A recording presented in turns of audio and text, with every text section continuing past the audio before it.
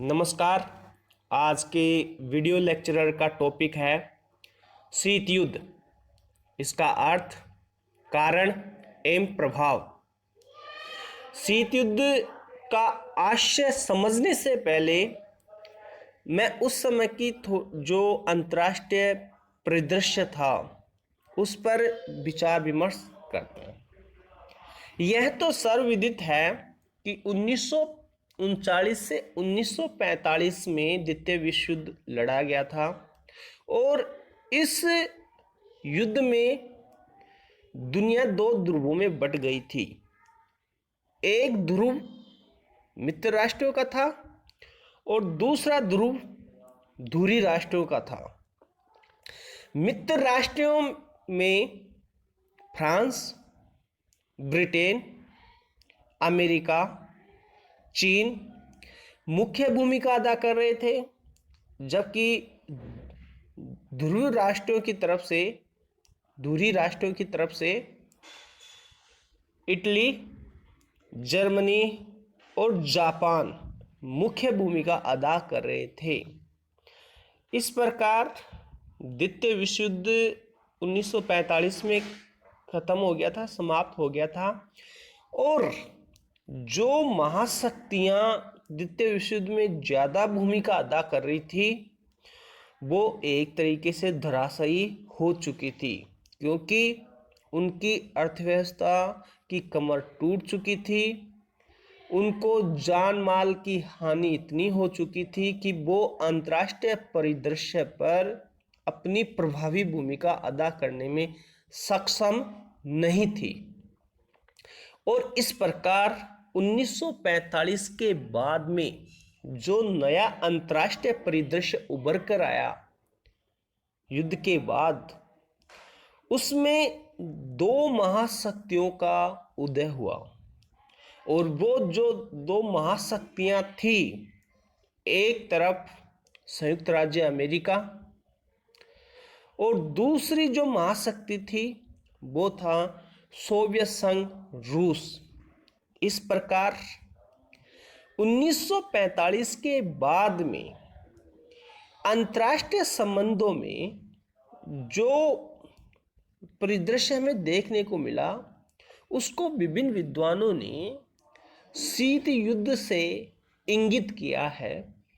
तो सबसे पहले हम यह देखेंगे कि शीत युद्ध का क्या अर्थ है। हालांकि विभिन्न जो अंतर्राष्ट्रीय राजनीति के विद्वान हैं, जैसे doctor M S. Rajan, K P S. Menon, John Foster Dulles, Greaves, Louis Halle आदि विद्वानों ने शीत युद्ध को परिभाषित करने का प्रयास किया है। फिर भी हम इसकी जो एक सामान्य परिभाषा है उसके माध्यम से समझने का प्रयास करेंगे और जो विभिन्न विद्वान हैं उन्होंने जो परिभाषाएं दी हैं उनके बारे में भी जानने का प्रयास करेंगे, उन पर विचार विमर्श करेंगे। तो सबसे पहले शीत युद्ध का अर्थ और उसका आशय क्या है उस पर विचार विमर्श करते हैं। शीत युद्ध शब्द का जो कोल्ड वार है, यानी हिंदी में इसको शीत युद्ध कहते हैं और इंग्लिश में से कोल्ड वार कहते हैं। इस शब्द को सबसे पहले एक विद्वान है बर्नार्ड एम बारुच ने दिया। शीत युद्ध शब्द किसने दिया? बर्नार्ड एम बारुच ने दिया। और उस समय जो सोवियत संघ थे और संयुक्त राज्य अमेरिका थे, उनके संबंधों को परिभाषित करने के लिए बर्नार्ड एम बारुच ने शीत युद्ध शब्द को गढ़ा। और एक पत्रकार हैं वाल्टर लिपमैन ने इसको लोकप्रिय बनाने में अहम योगदान दिया। ये तो है इस शीत युद्ध शब्द की छोटी सी बात। अब शीत युद्ध का अर्थ क्या है उसके बारे में जानने का प्रयास करते हैं। तो शीत युद्ध शब्द से सोवियत संघ, रूस और संयुक्त राज्य अमेरिका के शत्रुतापूर्ण एवं तनावपूर्ण संबंधों की अभिव्यक्ति होती है, जो द्वितीय विश्व युद्ध के बाद की अंतर्राष्ट्रीय राजनीति है, उसकी हकीकत है, उसकी वास्तविकता है। इस प्रकार इन दोनों महाशक्तियों के आपसी शत्रुतापूर्ण संबंधों को शीत युद्ध नाम से संबोधित किया गया। इन संबंधों में वैचारिक घृणा, राजनीतिक अविश्वास, कूटनीतिक जोड़-तोड़, सैनिक प्रतिस्पर्धा, जासूसी, मनोविज्ञान युद्ध और कटुतापूर्ण संबंध देखे गए। इस प्रकार दूसरे शब्दों में कहें तो शीत युद्ध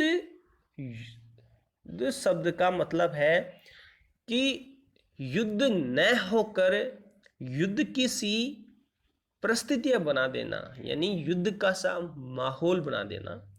यानी आमने सामने तो सेनाएं युद्ध तो करती नहीं है, लेकिन ऐसी परिस्थिति बना दी जाती है कि कभी भी युद्ध हो सकता है, युद्ध कभी भी हो सकता है और कहीं पर भी हो सकता है। इस प्रकार शीत युद्ध युद्ध न होते भी युद्ध की परिस्थितियां बनाए रखने की कला थी। इस प्रकार विभिन्न विद्वानों ने अनेक तरीकों से इसको परिभाषित करने का प्रयास किया है।